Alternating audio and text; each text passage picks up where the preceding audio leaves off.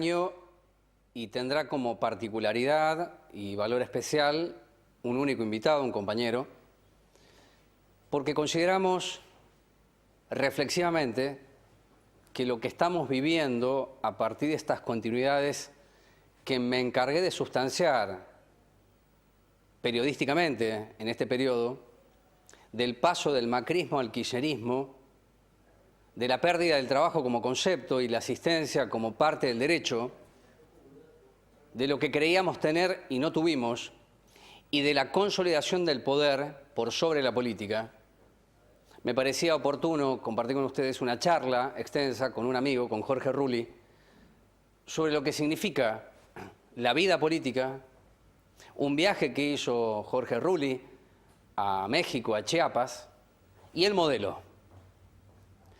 Hubo 3 momentos en el programa que tengo muy claro haberles comentado a ustedes de qué trataba la continuidad.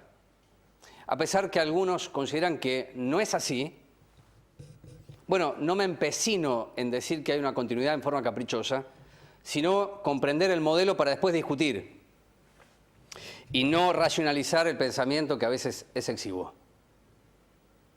¿Se acuerdan el tiempo de la discusión de los tarifazos de gas, de luz, de la seocracia, que efectivamente es lo que gobierna? Les dije a ustedes, hay algo que me extraña de la discusión que se daba en el Congreso y luego en las audiencias públicas. Ni la izquierda se atrevió a introducir en esas audiencias, luego que la justicia intervenga, Corte Suprema, para decir, tienen que hacer algo, ni la izquierda se preguntó si lo que está abajo es del capital privado nuestro. Quiero decir, ni la izquierda en el debate supo plantear una discusión que en los 90 era permanente, hasta radical, la concesión. Nosotros concesionamos lo que otros explotan. ¿Por qué? Porque es más simple, lo dije en aquel programa hace un par de meses, hablar si la luz sube mucho o baja un poco, si el gas es caro o es barato, como si la política hubiera obliterado por completo la posibilidad de tener memoria histórica y una reflexión. El otro momento que recuerdo fue esta aparición fulgurante de Bonadío diciendo que el dólar futuro es una causa de peso para Cristina Fernández de Kirchner, Kicillof, y también el actual secretario de Economía que tiene el municipio de Moreno, Cristian Gidart, que está procesado. Y me preguntaba si fuera cierto todo. Bueno, deberíamos llegar a la instancia en donde el plan lo ejecutó Cristina y lo materializó Macri. Porque este año que se va fueron 75.000 millones de pesos. Le dio a la maquinita Macri para pagarle a sus amigos y a algunos bancos y a algunas empresas y a algunas corporaciones. Durante 3 programas yo les leí a ustedes cuáles eran esas empresas y esos bancos. Las 5 primeras eran empresas importantes y bancos vinculados al sector agropecuario, básicamente a la soja. Bueno, a ellos le pagamos 75.000 millones de pesos. ¿Esa es la causa dólar futuro? No, la causa es Cristina que hizo mal las cosas. El modelo está ahí, pero no se discutió. Macri, por supuesto, es garante del modelo, que fue acuñado hace muchos años y que el kirchnerismo desarrolló con una épica de combate, pero en realidad fue una tremenda asociación. Y el último punto respecto a la continuidad fue hace poco. Cuando dije, ¿recuerdan ustedes el operativo Centinela año 2010? Cristina dijo, vamos a mandar los gendarmes al conurbano. Diciembre del 2010. Diciembre de 2016, Burrich, Ritondo, Macri, Vidal dicen, enviamos al conurbano los gendarmes. Me parece que son 3 elementos de peso para intentar siquiera, con ustedes, llegar a otra plataforma en el cierre del año, que es buscar lo que no se está discutiendo. Y es visible. Lo que pasa es que hay que tener algún tipo de interés y ganas de saber de qué se trata aquello que se oculta. Pero hoy hay acciones demasiado groseras que tienden a mostrarnos y a exhibirnos que es el poder por el poder y no la política.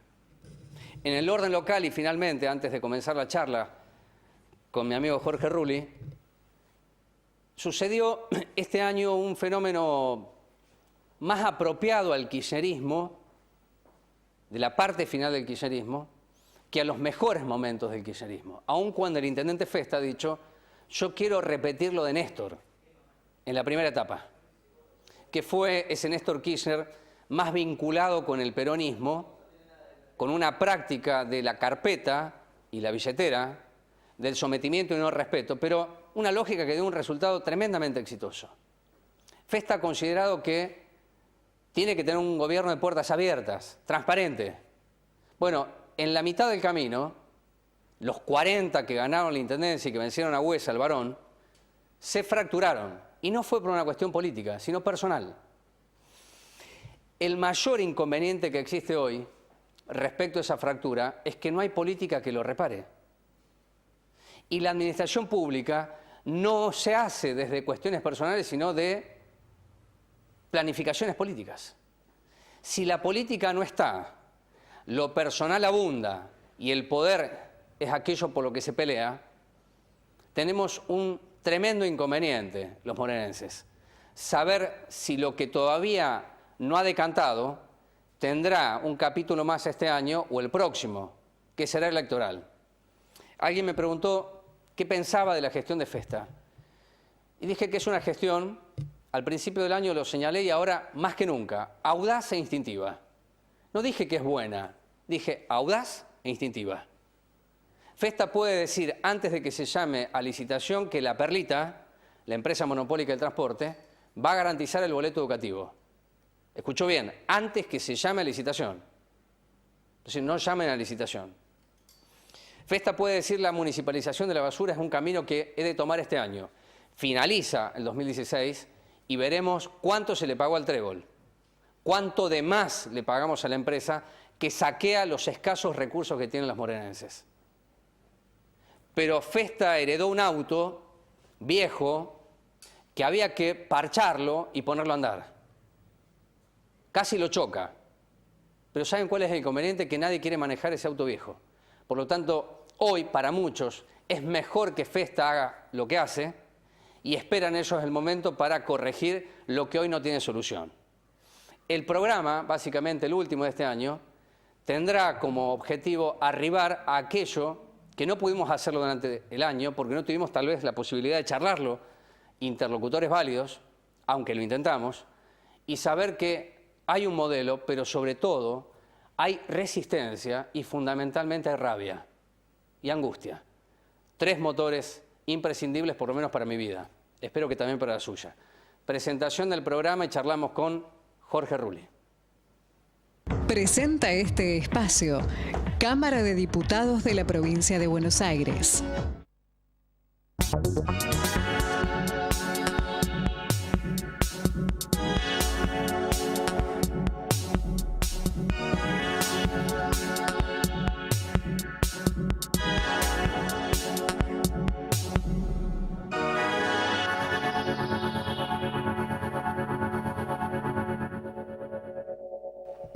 Bueno, hace un par de años lo conocí a Jorge cuando llegó a la puerta de la radio, a FM Moreno, en la calle Saavedra, golpeó y dijo, ¿aquí se puede hablar? Básicamente así arrancó la relación con él.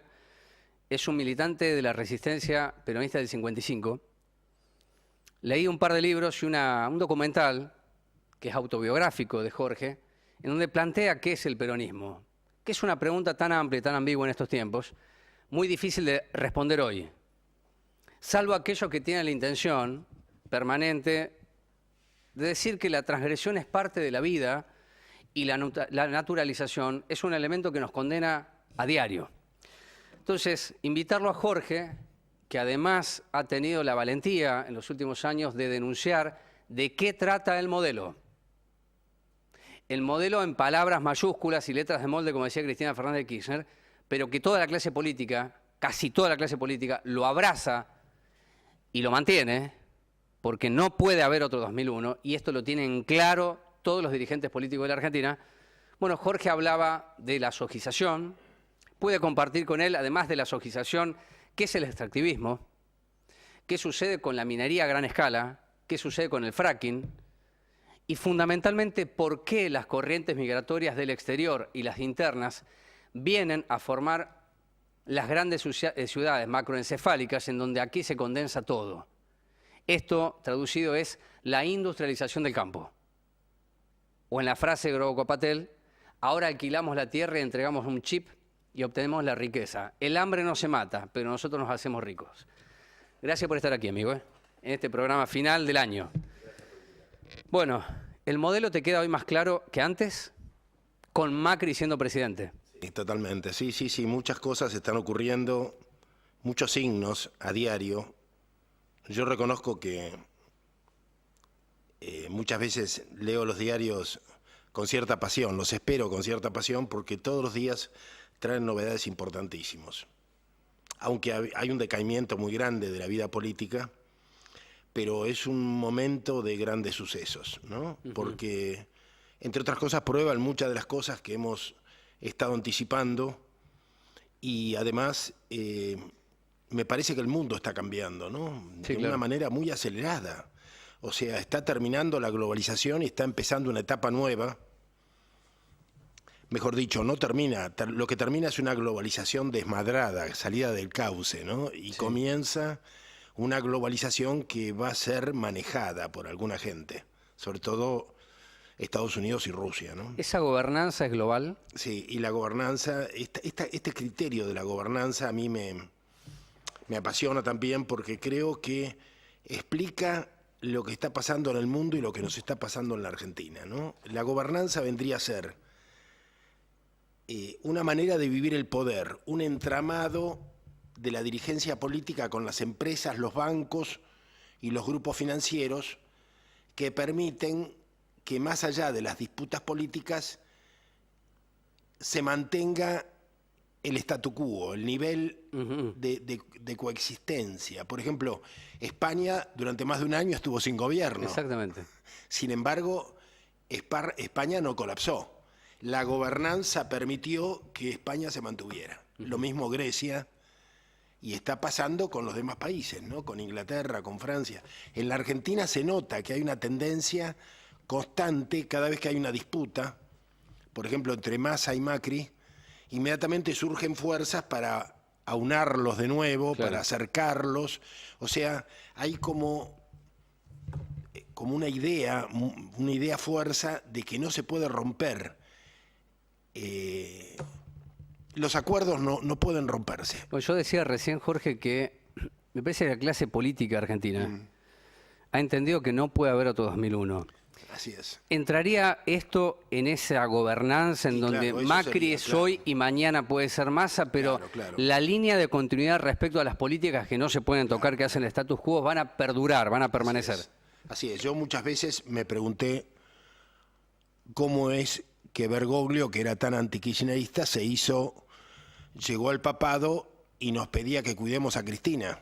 Yo dije, ¿qué pasa? ¿Se hizo kirchnerista? No. Porque ahora está pidiendo cuiden a Mauricio. O sea, en realidad lo que está diciendo es protejan la gobernanza, protejan la continuidad, que no se quiebre de nuevo, porque cuando se quiebra no se sabe lo que puede ocurrir. Yo creo que esto tiene mucho que ver con lo que decías del modelo, ¿no? Entiendo que yo como parte del grupo de reflexión rural, nosotros durante los últimos 20 años luchamos para poner sobre la mesa el tema del modelo de los agronegocios, que se instaló en los años 90, comienza con el secuestro de los BOR por parte de Montoneros. La influencia de Montoneros sobre el gobierno de Menem era muy fuerte y se concreta cuando Menem confiesa que no tiene un plan propio porque llegó al gobierno casi improvisadamente y entonces el Tata Joffre le acerca el plan de gobierno de Bunge-Bor, que era un plan que lo fascina a Menem, era un plan de los agronegocios, de la agroindustria. De la industria del agro, de hacer del agro una industria, ¿se entiende? Sí. Esto que decía Cristina, industrialicemos la ruralidad. Sí, además llevar eso a las góndolas, es decir, a una escala superior. Claro. Y Y Menem allí dice, no solamente quiero el plan, los quiero a ellos. Claro. Los quiero a ellos en el Ministerio de Economía y bueno, vamos a tener 2 ministros de Bungibor durante mucho tiempo y desde entonces se va instalando gradualmente. Pasamos por la habilitación de la primera soja transgénica en el 96, pasamos por la certificación de cultivos orgánicos en el año 95 y luego seguimos con una política cada vez más empeñada en que los sectores medios de la inteligencia argentina, que en un país que produce soja o megaminería no tienen mucho lugar, no tienen mucho espacio, entonces esos sectores se los destina a la biotecnología. Se constituyen centros muy importantes, laboratorios muy importantes para hacer transgénicos, se constituye un Ministerio de Ciencia y Tecnología con Lino Barañao, cambia el gobierno, pasamos de Cristina a Mauricio Macri, y ese ministerio queda intacto, con todo el CONICET intacto. No cambiaron a nadie. Vos escuchaste en los largos años del kirchnerismo la importancia de haber recuperado la ciencia y la tecnología. ¿Alguna vez escuchaste qué tipo de ciencia y tecnología se recuperó? Claro, porque si tomamos ese modelo de pregunta y lo aplicamos a cualquier área, vamos a encontrar que no hubo respuestas, porque no estaban las preguntas. Se daba por sentado que recuperamos ciencia y tecnología. Hoy tenemos que decir, tenemos una continuidad de ciencia y tecnología. Y pero fíjate, alguna vez hemos dicho, hay centros de capacitación científica muy importantes en la zona de Neuquén, la zona del Bolsón, pero muy importantes a nivel internacional. Ahora, vos caminás 6 cuadras y la gente no tiene cómo resolver el tema de las temperaturas bajas en invierno. O sea, es una ciencia que no tiene nada que ver con las necesidades del pueblo argentino. Yo una vez en un encuentro científico, como en general se vanagloriaban, eran muy soberbios de lo que estaban haciendo, uno debe reconocer que tienen razones para ser tan soberbios, pero yo los comparé con la ropa trucha que se hace en la zona del Bajo Flores, que luego se le pone una marca internacional y circulan, pero es una ropa trucha, es una maquila, ¿no? Son talleres clandestinos. Bueno, esto es igual, es una ciencia para un país colonial. Una ciencia que sirve las necesidades de grandes corporaciones como Exxon, Monsanto, la Barrigol, y es una pena. ¿En qué espacio pudiste hablar de la neocolonización? Y muy pocos, no. Lo hablo solo. En los últimos años, lo hablas solo. Como un loco, sí. Ajá. Bastante solo, en Facebook, en las páginas, pero sí, como un loco, ¿no? Hablo solo. Porque incluso a lo largo de América Latina crecieron grupos que tienen una militancia anticolonialidad, ¿no? Que no se refieren solamente a la antigua colonialidad cuando los ejércitos te ocupaban un país, sino se refieren a los mecanismos de colonialidad interna, ¿no? Una colonialidad interna sería, por ejemplo, como, viste, yo lo he visto en Salta, donde viví mucho tiempo, cuando un cliente de un bar de piel bien morocha le dice al mozo, toba de mierda, ¿qué me serviste? ¿No? Entonces han incorporado los modos de la colonialidad en la política interna de un país, ¿no? Es bien cultural. Claro, se ha incorporado el modo de la colonialidad, ¿no? Y la Argentina, bueno, tiene esta cosa hoy de que no solamente servimos los mercados globales, los servimos con soja transgénica, que es para los cerdos chinos y para algunos rumiantes europeos, pero vos ves que hasta premios Nobel y gente muy honesta, el último que escuché fue Juan Carr, del cual no puedo dudar, pero él se pregunta cómo en una Argentina que produce comida para 400 millones de habitantes hay niños que se mueren de hambre en el Chaco. Y yo quisiera tenerlo aquí para decirle, Juan, nosotros no producimos comida para 400 millones de habitantes. Producimos comida para cerdos. La soja transgénica no es comida humana. Y ese es el problema, no han terminado de comprender muchos analistas y dirigentes políticos que la Argentina ha cambiado, se ha reconfigurado totalmente. Ni siquiera, es más, siguen diciendo que la oligarquía está en la sociedad rural argentina. El predio de la sociedad rural argentina de Palermo, donde la alta oligarquía patricia de la Argentina durante 150 años presentaba a sus mejores toros y sus más bellas mujeres, lo compró Eduardo Elstein. Ahora es de Eduardo Elstein, que es 100 veces más millonario que cualquiera de los más ricos de la vieja sociedad rural. Cambió la oligarquía. Tenemos otra oligarquía y parece que no nos dimos cuenta. Ahora, la función de la construcción simbólica en ese campo es combatimos a la oligarquía, a la sociedad rural, mientras nos abrazamos a Elstein. Y funciona de una manera exitosísima. Fantástico. La verdad que es eso. La verdad que es eso. Durante la mal llamada crisis del campo, que yo me acuerdo los discursos ardientes de Delía, patria o campo, ¿no? Que en realidad era contra los pequeños ojeros, Claro. que eran los que cortaban las rutas. Pero toda esa guerra la dirigió Néstor Kirchner desde un departamento en Puerto Madero, ¿te acuerdas? Sí, claro. Que ese departamento era de Eduardo Elstein. Bueno, hay declaraciones de Elstein. Lo que pasa es que volvemos al punto anterior. Nos interesa saber quién es Elstein.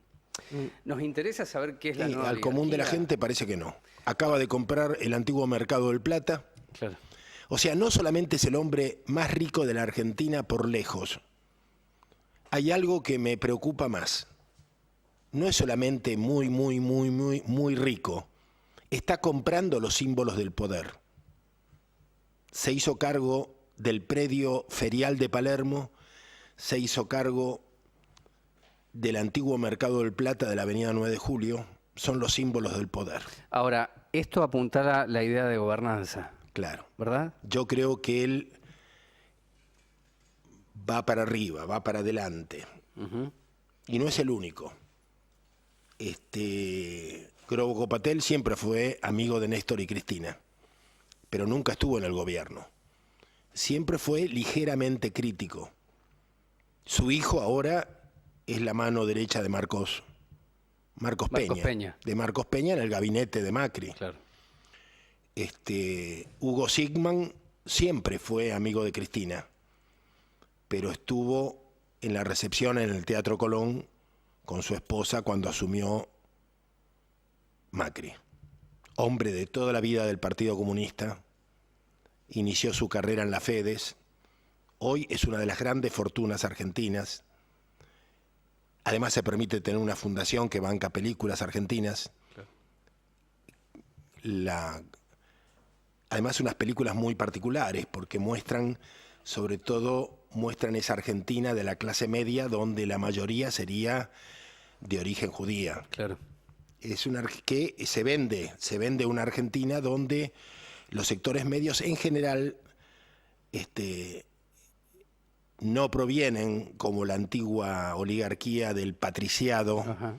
sino que provienen de inmigración judía, ¿no? Y ahí hay un plan, evidentemente, ¿no? Pero bueno, son los dueños de la Argentina y la Argentina no se quiere enterar. La última pregunta antes de ir al primer corte es ¿qué efectos en la vida y en la salud de los argentinos pudiste ver de estos agronegocios y de esta cultura del negocio y la destrucción?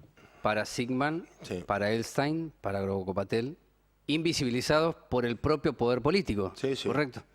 Bueno, mirá, yo particularmente conduje una campaña, la primera campaña contra las fumigaciones, cuando estábamos todavía en Radio Nacional, durante el gobierno de Néstor Kirchner, una campaña que me permitió recorrer todo el país y la sostuve durante 6 años hasta que tuve problemas, hasta que me enfermé, ¿viste? Fue tal el espectáculo terrible que vi, que bueno, tuve problemas de depresión, todavía los tengo. Terminó la campaña con una gran marcha que hicimos en San Lorenzo, descubriendo el puerto por donde sale la soja de todo el país, y una carta que le entregamos a la secretaria privada de Cristina, cuando ya era presidente, donde yo le pedía, por favor, señora Presidente, le ruego que lea el informe que acompaño, porque estoy convencido que en 20 años las responsabilidades atinentes a este genocidio va a conducir a los responsables políticos a un banquillo por crímenes de lesa humanidad. ¿Se entiende?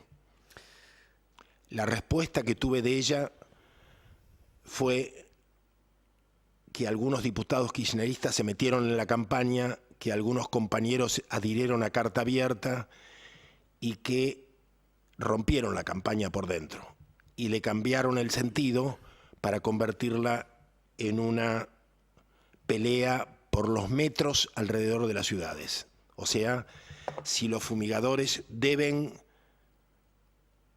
llegar solamente a 500 o 1000 metros de las ciudades. Claro. O sea, zonas libres de fumigación que no significan nada, porque 500 metros no es nada. Yo he visto compañeros que han estudiado líneas de álamos a 700 metros de la fumigación y se nota la marca del veneno cuando llega a 700 metros. Es la deriva. La deriva de las pulverizaciones. Sí. Y estamos hablando de árboles, no de niños. Lo que yo vi es un genocidio. Basta recorrer los pequeños pueblos de Entre Ríos, es pavoroso. La cantidad de niños que están sentados en una silla con la boca abierta y la cabeza echada hacia atrás, los brazos caídos, son todos iguales. Está lleno, pero no hay necesidad de estadísticas. Hay que recorrer los pueblos nada más. La cantidad de gente que vive en cama, que le dan de comer en la boca, que no se pueden mover. Es decir, no, las cosas que yo he visto, he estado dando charlas en lugares donde había personas con máscaras, antigas, porque ya no y con aparatos de oxígeno, porque ya no pueden respirar si no es con ayuda médica. Y sin embargo, la Argentina oficial habla de éxitos. Claro. De éxitos de las cosechas, éxitos de las exportaciones. Es una criminalidad política absoluta. No lo hemos podido cambiar, creo que es una batalla que perdimos, porque no hay ningún partido que hable de esto. El que ha llegado más lejos es el senador Pino Solanas, que días pasados me llamó para hablarme justamente de una película con el que se llamaría Oro Verde, que hace mucho que le está preparando. Yo confío que alguna vez la conozcamos, es una película fuerte sobre estos temas, pero en todo caso es una excepción. El país oficial no habla de esto, como no habla de la Barrigol, como no habla de los transgénicos. Yo me acuerdo una vez en Cancillería, hace muchos años de esto, sería en el 2004, 2005, hablar con la directora de Medio Ambiente, una de las figuras principales de la Cancillería. Luego fue Sara Kelly, de origen radical, menemista, pero de origen radical. Luego fue embajadora en Roma durante muchos años. Y yo le dije, embajadora, hay algo que no comprendo. Nosotros le queremos vender soja transgénica a Europa cuando Europa no quiere transgénicos, pero manifiestamente no quiere. Ni los políticos ni la gente en la calle quieren transgénicos. ¿Por qué insistimos en venderle lo que no quieren? Si esta fuera la lógica de un almacén, fundimos en una semana. Me dijo, no es así. Golpeó la mesa y dijo, nos van a tener que comprar la soja RR, quieran o no quieran. En realidad ella tenía razón. Las reglas de la OMC dicen que el que no quiere comprar tiene que demostrar por qué no lo quiere comprar y que lo que no quiere comprar es malo. Pasó con la leche con hormonas. Europa todavía paga a Estados Unidos, le paga una multa de $80 millones anuales porque no quiso comprar más la leche con una hormona bovina que es transgénica que le dan para que el animal produzca más leche. Se llama hormona recombinante bovina. Bueno, todavía pagan. Nosotros La Argentina, un país pequeñito y colonizado, le llevó un juicio a la Unión Europea, que le ganó. Yo te digo porque nosotros fuimos amigos del juez, amicus del juez europeo. O sea, nosotros fuimos a Europa y participamos en el juicio contra la Argentina, porque era para que Europa nos compre transgénicos. Y la Argentina lo ganó. Y lo ganó. ¿Por qué lo ganó? Porque detrás tenemos las corporaciones internacionales, la gobernanza global. Detrás siempre tuvimos a Monsanto y a las grandes empresas biotecnológicas. Vamos a la pausa. ¿Se entiende por qué nos tienen que todos los días decir que la pelea es por el consumo? Para no hablar de esto. El consumo en la góndola, Coto que abre mañana acá, o Carrefour, o el shopping, y caminar en el confort, incluidos. Porque la batalla se da en la mesa de cada familia, y cada día se da la batalla, en lo que comemos. Bien, y esa batalla, ellos todavía no la ganaron. Todavía nosotros tenemos un espacio chiquito de poder pelear. El tema es prepararnos para la pelea y no consumir para que nos consuman, sería más o menos así. Vamos a la pausa y luego charlaremos con Jorge de su viaje a México y a Chiapas. ¿Qué sucede allá, en el norte? Ya venimos.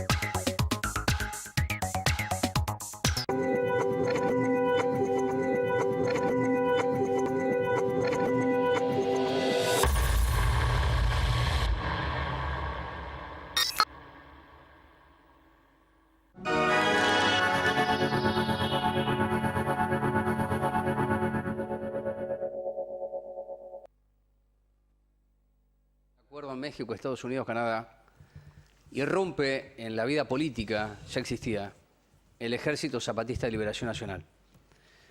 Tal vez muchos lo tengan referenciado por el subcomandante Marcos,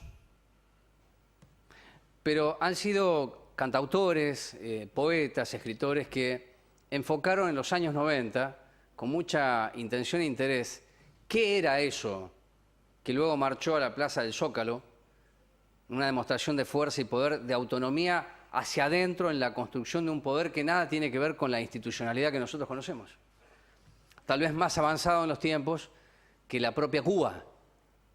Bueno, esta es la segunda oportunidad que tengo la posibilidad de preguntarle a alguien que viajó a Chiapas, ¿qué vio allí? ¿Qué sucede en los caracoles? ¿Qué encierra eso? ¿Y cuáles son las amenazas que tiene un proceso de las características que ha vivido Chiapas del zapatismo, con la izquierda estructural y orgánica? Bueno, Jorge estuvo allí, así que nos va a entregar una pintura de lo que es ese enorme cuadro. ¿Te encontraste con qué? Mira, me encontré con la América profunda. Como Kush. Claro, recordé mucho a Kush porque es una América muy vital, donde esta confusión argentina entre empleo y trabajo no existe.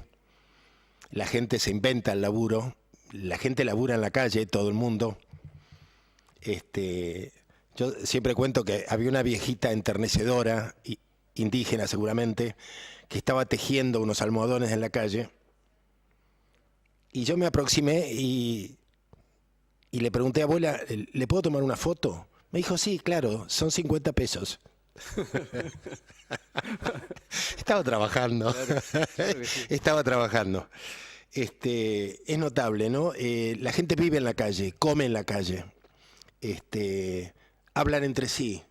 Es muy intenso. Eso es un dato. Claro, es el sur de México, no es todo México. Ok. Después me aclararon. El México del norte está muy americanizado y dominado por la droga, o sea, por la DEA. Pero estamos hablando de Chiapas, que es lo que yo recorrí. Chiapas es el último estado sumado a los Estados Unidos de México y tiene un modelo cultural semejante a Guatemala. Es el mundo maya, un mundo muy particular. Bueno, como vos recordabas, en el año 94 se levanta el ejército zapatista. Lo que nos enteramos allí es que esa ocupación de las ciudades por gente armada en realidad fue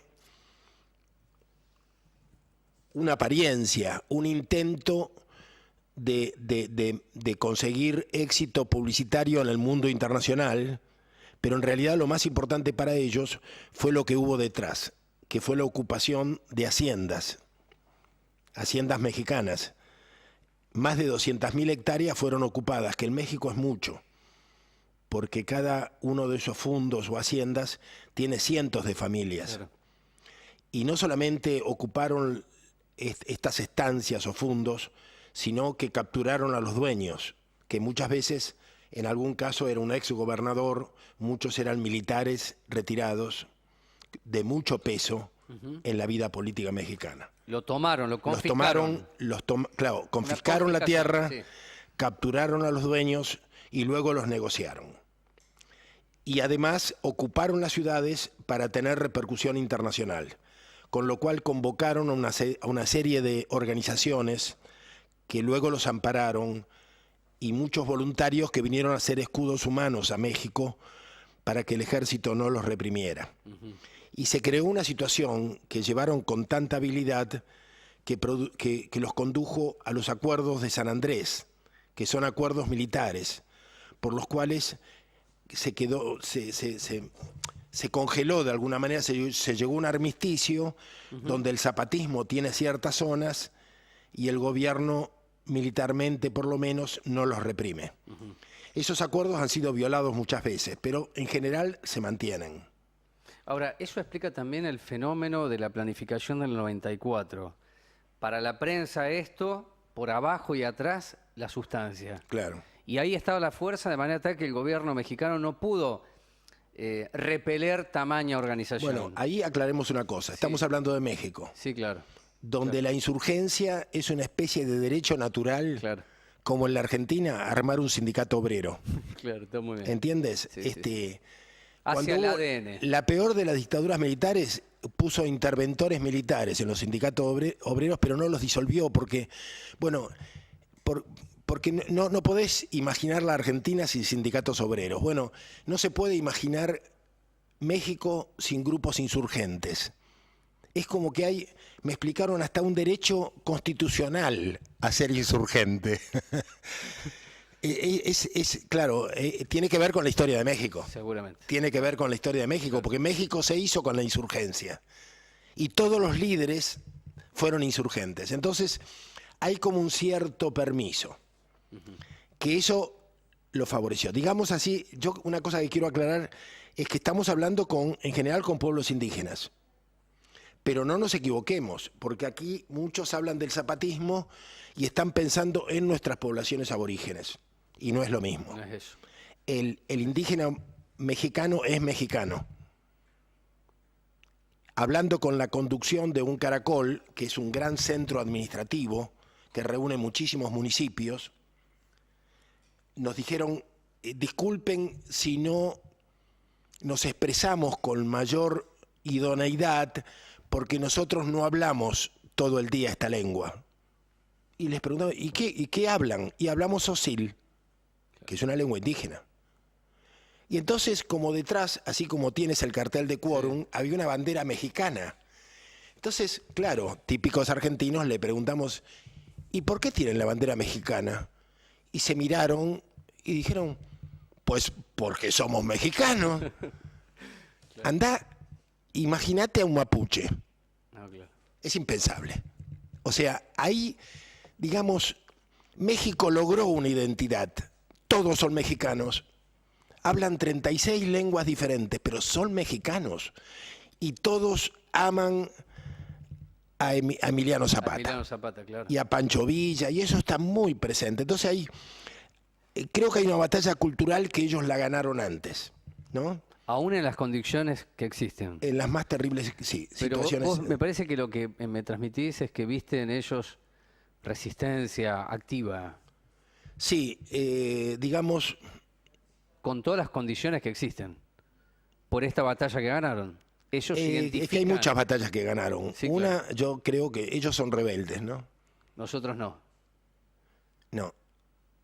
Claro. El otro día leí que el conde de Roquefort, no era Roquefort, Rochefort, algo así, no lo sé pronunciar, lo despierta a Luis XV cuando le lleva el desayuno, en la mañana siguiente a la toma de la Bastilla, y le dice: Su Majestad, tengo una mala noticia para darle. ¿Qué ha pasado? Anoche, ni siquiera se animaron a despertarlo. Dice: anoche tomaron la Bastilla, el pueblo tomó la Bastilla. Entonces Luis XV pregunta: ¿fue una rebelión? Y el conde le dice: no, me temo que fue una revolución. Claro. Era la burguesía. Claro. O sea, el concepto estaba dentro de la modernidad. Sí, sí, sí. Y yo siento que los zapatistas están escapando a la modernidad. Es otra cosa, ¿entiendes? No se proponen la toma del poder.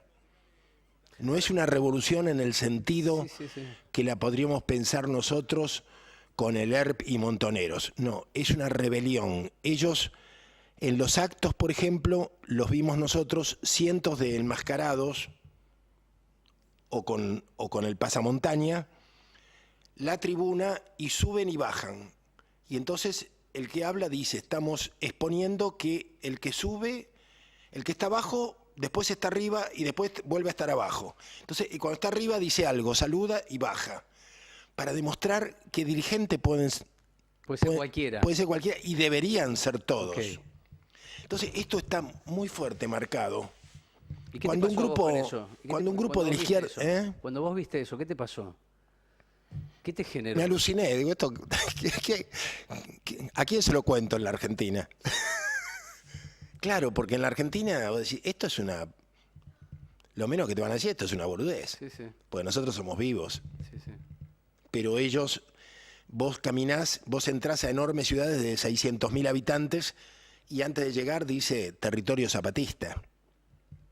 Que no lo es, porque en la práctica vos encontrás la policía, el hospital del Estado, todo. Pero cuando vas al bar, como íbamos nosotros a almorzar, y nos decían: bebida no vendemos.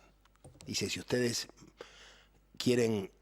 se traen la cerveza, nosotros no tenemos problemas, pero nosotros no vendemos. O sea, la norma ética zapatista, no se toma alcohol, se cumple en ciudades de 500.000 de habitantes, que están lejos de las sierras donde está el zapatismo. ¿Y qué sucede con las mujeres? Y las mujeres, bueno, la norma, ahí nos enteramos cómo fue ellos. En realidad ellos suben. Ellos eran castristas, eran marxistas-leninistas, suben. Es un grupo de profesores y estudiantes de la universidad que van a hacer la guerrilla. Y empiezan a caminar la sierra y a reclutar gente hasta que, no sin mayor resultado, hasta que un día el Consejo Indígena los llama y los reciben en una gran casona, un montón de viejos, y le dicen: muchachos, queremos saber qué están haciendo. Bueno, empiezan a dar vueltas, decimos: bueno, queremos hacer la revolución. Y le dicen: no es así. Este territorio es nuestro. ¿Ustedes qué quieren? ¿Un levantamiento armado? Sí. Bueno, ¿por qué no trabajan con nosotros? Y nos enseñan las técnicas militares modernas. Y de conducir, de pretender conducir, terminan conducidos por los indios, que los transforman en instructores militares de los jóvenes. Entonces llega un momento que vuelven a hablar y dicen: bueno, ya tenemos 300 jóvenes formados que saben manejar armas largas. Bueno, entonces se fija una fecha para el levantamiento, porque los indios dijeron: nosotros hace muchos años que nos queremos alzar en armas, al igual que Emiliano Zapata. ustedes nos van a ayudar. Bueno, los ayudan, fijan una fecha, pasa la fecha, no pasa nada. Les dan explicaciones, el tiempo. Bueno, se fija otra fecha, no pasa nada. Dan diferentes explicaciones y dicen que a la tercera dice, bueno, mira, algo raro está pasando. ¿Por qué fijamos la fecha de común acuerdo del levantamiento y no se puede hacer? Y los viejos les dicen, mira, el problema son las mujeres. Las mujeres no quieren. Entonces unos y otros van a hablar con las mujeres. Y las mujeres les dicen, nuestros maridos cuando se embriagan nos pegan. Así que mientras se embriaguen, nosotros no vamos a apoyar el levantamiento. Entonces el comandante Marcos y otros les preguntan, bueno, ¿y qué podemos hacer? Prohíban el alcohol. Entonces, ahí nace la prohibición del alcohol y se produce el levantamiento del año 94. Esta es la cocina. La cocina de la gran de la cocina, información. sí, claro, es impresionante. Las mujeres deciden. Sí, claro, claro. Quedó la norma, no se toma alcohol, no se le pega a las mujeres. Y el otro criterio es, no se aceptan dádivas ni planes y cada zapatista debe apoyarse en las propias fuerzas. Producir su comida y respaldar y crear su trabajo. Ahora, la trascendencia es que ellos están mirando para adentro. Claro, ellos no están construyendo para tomar el poder, están construyendo un mundo nuevo. Por eso, ellos, me parece que la trascendencia está ahí, definitivamente. El más grande filósofo que tienen ellos, que viven en Oaxaca, que se llama, que es discípulo de Iván Illich, Gustavo Esteva, nos dijo, cuando yo era joven era tan tonto que festejábamos los éxitos de la campaña alfabetizadora en Cuba. Ahora estamos contra la escuela pública y estamos contra toda institución, porque la escuela deforma, porque los hospitales enferman, porque la policía roba, porque los militares matan, porque hay que rescatar al hombre, ¿se entiende? Sí, es un pensamiento donde se mezcla el cristianismo más antiguo de Iván Illich, más profundo, con todas las prácticas libertarias más sanas de los últimos 150 años. Iván Illich fue un teólogo que sería el pensador ya muerto, pero dejó su marca en todo México. Y él recordaba, por ejemplo, que en los primeros siglos del cristianismo, cada hogar cristiano tenía que tener una cama y un lugar en la mesa para el peregrino, claro, que era cualquiera. Cualquiera que golpeaba la puerta tenía un lugar en la mesa y tenía comida. Y había que guardar comida para el que venía. Cuando Roma institucionaliza el cristianismo, habilita antiguas instituciones romanas para dar de comer a los pobres. Y libera a los cristianos de esa tarea, con lo cual un hogar cristiano ya no necesita dar de comer al pobre, sino ya no dice, recibe a nadie. Anda a pedirle al Estado la comida, ¿comprendes? Sí, sí, y así nos fueron mutilando de lo mejor que teníamos. El Estado se fue apropiando. Antes el campesino educaba a su hijo, ahora te lo educa el maestro, ¿comprendes? Antes vos entrenabas a tu hijo en armas para defender la casa, ahora el ejército te lo entrena. Bueno, y las instituciones, esto es una idea muy profunda, de cómo las instituciones te fueron expropiando lo mejor que tenía la sociedad. Y el asunto es cómo volver ahora a recuperar esa convivencialidad. Esta es la propuesta mexicana. Y ellos lo tienen. Lo están tratando de hacer. Es muy duro porque el régimen, en este caso el gobierno mexicano y todo lo que tiene detrás, ha encontrado un camino que a mí me sorprendió y me espantó, y creo que es el mejor mensaje que yo puedo traer a la Argentina. En toda la zona donde está el ejército zapatista, no está el PRI, la derecha del PRI, no están los militares. Están los cuarteles nuevos, enormes cuarteles, pero no en las rutas. No ves ningún militar, nunca. Están en sus cuarteles. Lo que ves en la calle son planes sociales, ves colas de campesinos recibiendo fertilizante, mujeres recogiendo los útiles de escuela regalados para sus hijos. Lo que ves en la calle es el asistencialismo más terrible. Es más, el gobernador de Chiapas es del Partido Verde Ecologista. En realidad es PRI, pero es un desprendimiento del PRI supuestamente ecologista. Claro. Y si no tenés el PRD, Partido de la Revolución Democrática, que son marxistas. Y hay una a la izquierda del PRD que también está, que se llama el Morena, por el rostro moreno de la Guadalupe. El Morena, Movimiento Revolucionario no sé cuál nacional. Esa es la izquierda, pero la izquierda del poder. El PRI es el partido del poder. Un poco lo que aquí vendría a ser el panperonismo. Okay. Un partido del poder que asegura la continuidad, ¿no? Muchos iolis así, Sí. pero juntos con Macri, como si Macri se peronizara, ¿no? Un partido del poder. Eso es el PRI. En Chiapas pone su ala más izquierda. Lo manda al Chino Navarro y a Emiliano Pérsico, ¿comprendes? Claro. Y lo peor es que tienen éxito, Claro. Bueno, acá también. que los están acorralando. Porque es muy difícil para un campesino que te quieren regalar una vaca decirle que no. Bueno, ¿no querés la vaca? ¿Querés un caballo? Lo que vos quieras, un plan. En las aldeas zapatistas ya la mayoría aceptó el plan. Y aceptó la vaca. ¿De qué manera trata...? Y aceptó tomar vino y poder pegarle de nuevo a la mujer. Claro, ingresaron. Claro. Ingresaron. Es terrible. Y entonces ahí en Chiapas yo descubro que la Argentina es una joda. Que la Argentina no es lo nacional y popular.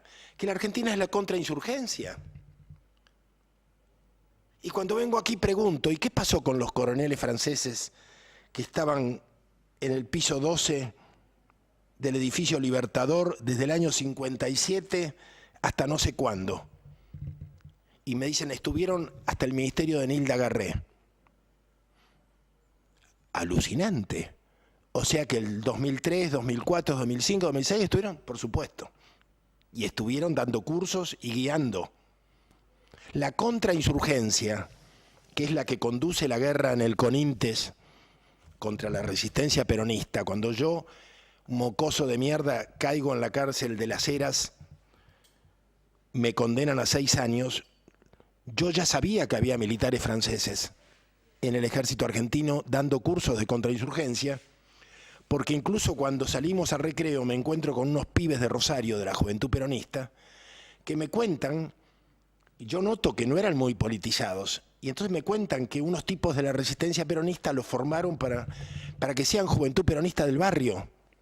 Los conformaron, los ayudaron, nos dieron forma, y cuando ya éramos Juventud Peronista y salíamos a pintar las paredes, un día nos acercaron explosivos y caños, nos enseñaron a ponerlos, y dentro de lo que fue la resistencia peronista, las órdenes de Perón de paralizar el país, los pibes salieron a poner los caños en las vías del ferrocarril. Y en el año 60 los detuvieron. ¿Y quiénes los interrogan? Los mismos. Claro. Eran un trabajo práctico que estaban haciendo, eran jóvenes oficiales del ejército argentino. ¿Cuál era el trabajo práctico? Hacer nacer rápidamente un grupo de liderazgo en un barrio, abortarlo, y según ellos, de esa manera, en 50 años no nace más ningún líder. Claro. O sea, apresurar con fomentos una dirigencia política y liquidarla. O sea, es terrible. Bueno, pero esa gente quedaron en el 2002, en el 2003, en la época de las asambleas populares, también estaban. Sí, seguro. Cuando se pensaron cuando Duhalde piensa los planes asistenciales y cuando Néstor los multiplica por 10, también estaban. Es terrible. Vamos, están los chicos. Le voy a pedir la última pausa, aunque nos queden 5 minutos o 4 minutos para cerrar. Bueno, dale, hacemos la pausa y venimos con el cierre del programa. Dale.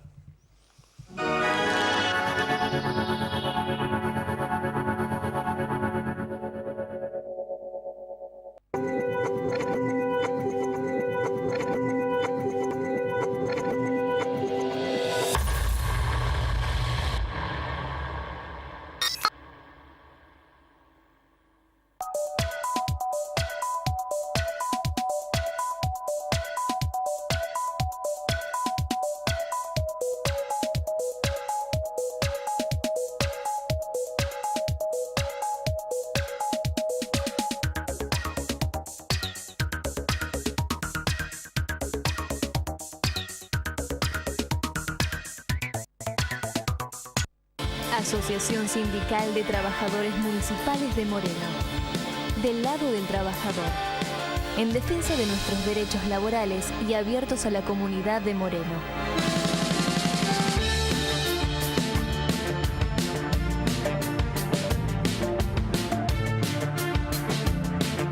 Alcorta 2668.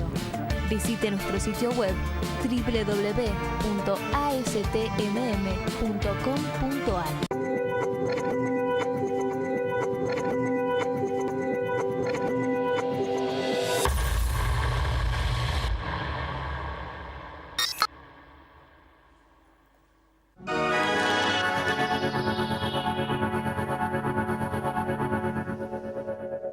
Para el cierre, voy a tomar algo de lo que decía recién Jorge Rulli, de lo que pasó esta semana. Esta semana me crucé con el señor Duarte, que está al frente de un grupo de apicultores, y me explicaba que hoy el gobierno municipal no tiene políticas para el sector primario, para la producción primaria.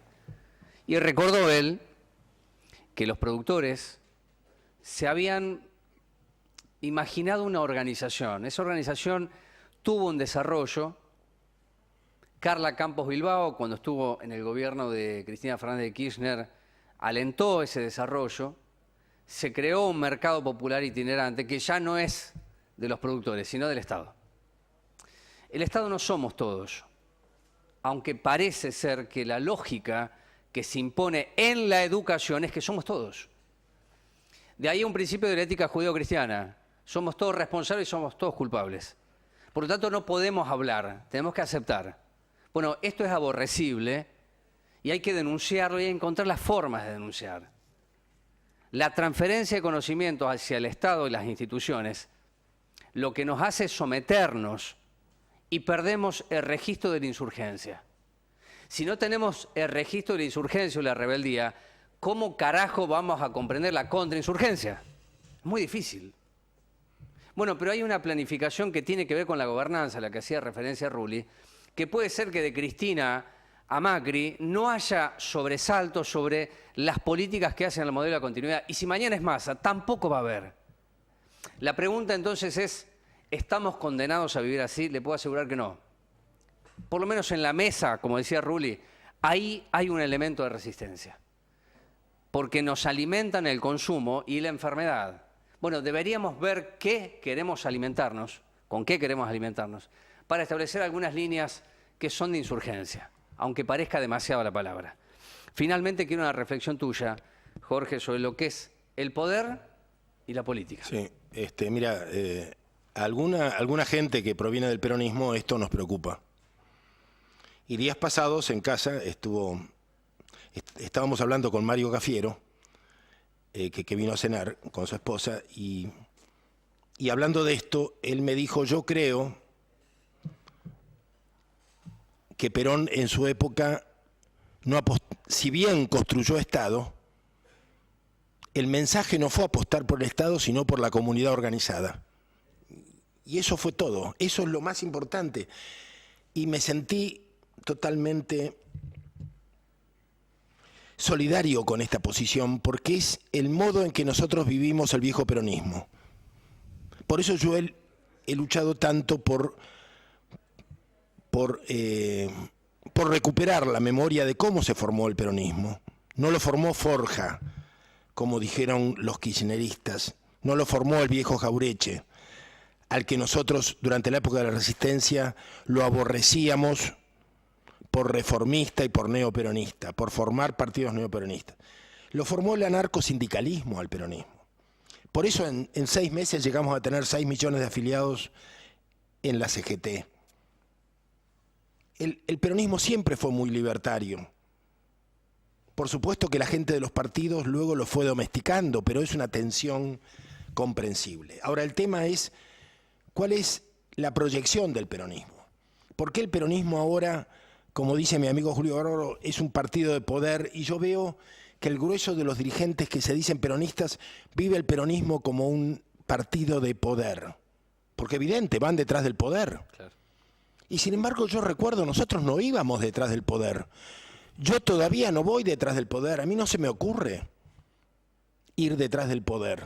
¿Quién impone esta política de poder?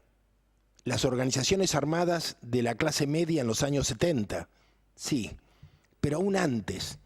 Yo creo que en los años 60, y yo justamente estaba recordando los orígenes de Guardia de Hierro, a propósito de la vieja militancia del Papa Francisco.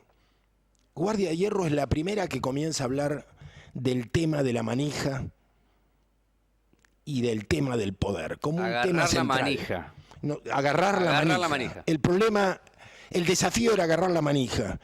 Y nosotros lo escuchábamos a ellos con sorpresa, porque no entendíamos qué carajo tenía que ver la manija cuando yo empecé a militar solo. Porque Perón dijo hay que paralizar el país, y yo tenía 15 años y salía a incendiar comités. Con 15 años no sabía cómo se hacían, pero y después descubrí que éramos centenares los mocosos que salimos a romper teléfonos, a cortar cables, porque la directiva era paralizar el país, no tomar el poder. Y nos fuimos juntando gracias a las marchas del silencio cuando mataron a los rebeldes del 9 de junio, a los fusilados. Ahí nos fuimos juntando los compañeros. Y lo conocí al Tuli Ferrari, a Gustavo Rearte, al Gordo Cerdeiras, a Héctor Julio Espina, tanta gente, Beatriz Fortunato, que después dirigió el Trinchera, el periódico de la Juventud Peronista, tanta gente. Pero nosotros no luchamos por el poder. Eso nace con la revolución, con la intromisión de la revolución cubana en el plano argentino, cuando se habla de cómo tomar el poder. Es todo un tema de cómo tomar esta idea que venía de cómo tomar el Palacio de Batista, que lo lleva a Echeverría con un ómnibus de estudiantes, ¿viste?, a tratar de ocupar el palacio, que era como la Casa Rosada nuestra, y Batista va subiendo los pisos y ellos van conquistando los pisos y van muriendo, al final no llegan, porque el último reducto de Batista es en la terraza y ya casi no les quedan balas, ni le queda gente, porque han ido muriendo mientras suben los pisos, porque el objetivo era matar al dictador. Y la Revolución Rusa también fue así, el Palacio de Invierno. Sí, sí. Pero esto es, vuelvo al rey francés Luis XV, eso es la revolución, ¿entiendes? Y nosotros en realidad parece que éramos mucho más libertarios. Lo que queríamos era empoderar al pueblo, que es otra cosa. Nosotros no pensamos nunca en tomar el poder, sino que la gente estuviera en la calle y la gente decidiera. Yo fui feliz en el 2002 cuando en los barrios la gente decidía por asambleas. Y cuando los grupos de izquierda llegaron a liquidar esas asambleas, proponiendo el apoyo a Bruckmann, que hoy nadie sabe lo que es Bruckmann, porque además no existe más. Claro. Yo me sentí tan frustrado y sentí que el viejo modelo leninista volvía para joder un proceso extraordinario de empoderamiento popular donde la gente se humanizaba, digamos así, donde los cristianos volvían a acoger al peregrino en su mesa, que hoy nadie lo haría, porque el Estado nos expropió esa maravilla de que una familia tenga un lugar para el caminante y un plato de comida, en una época en que la comida era muy difícil de conseguir, y una cama, ¿se entiende? Es decir, nos han ido expropiando lo mejor de nuestra humanidad y estamos tratando con la rebeldía de recuperarla. Un gusto tenerte aquí, ¿eh? Gracias por invitarme. Bueno, es rebeldía. Y haga lo que quiera para sentirse rebelde. No más que eso, no son palabras, sino acciones. Y creo que todos tenemos naturalmente eso incorporado. El Estado no lo tiene. El Estado va a hacer lo imposible para que no nazca esa rebeldía, para que no emerja. Y comprender eso como primera medida y básica es un acto rebelde. Hasta el año que viene espero que tengan un buen cierre de ciclo. El próximo estaremos aquí en Telered. Muchas gracias.